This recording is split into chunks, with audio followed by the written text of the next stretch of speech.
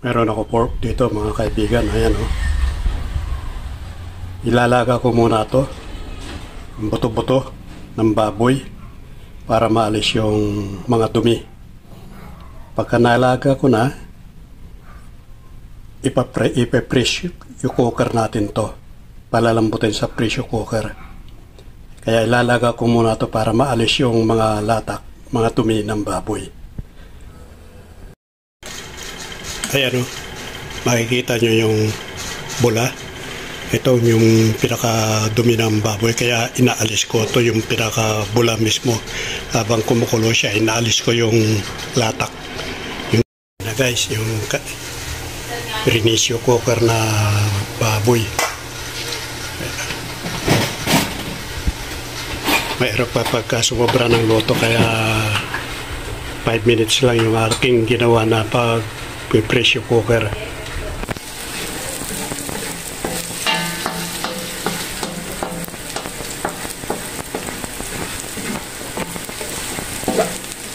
Okay na to.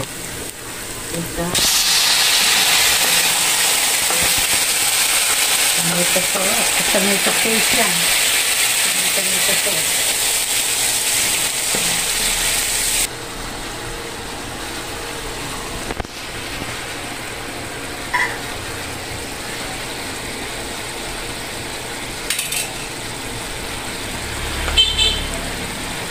Flavor spread yan mga kaibigan, yung ating nilagay pampasarap.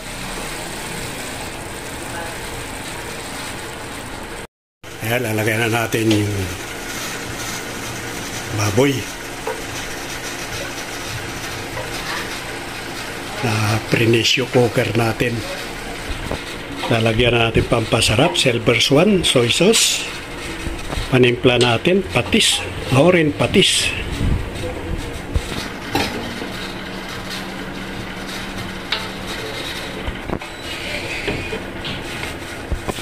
Saglit na lang ito maluto mga kaibigan dahil na-pressure cooker na ito.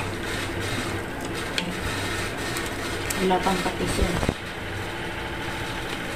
Ang ilalagay dito, isang scoop.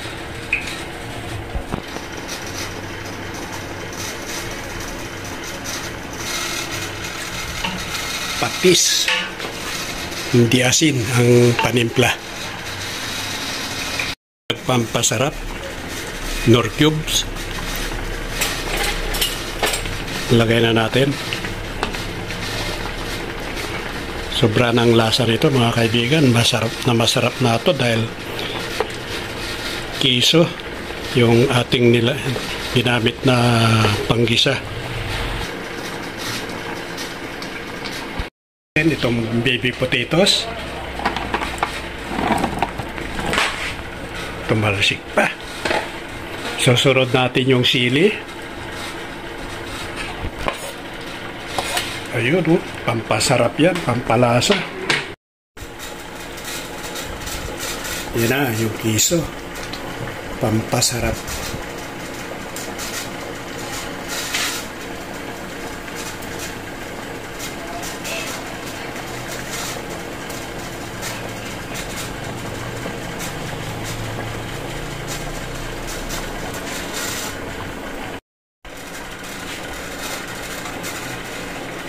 Yan, todo na. Ilagay na natin yung patatas tsaka carrots para hindi maluto ng gusto.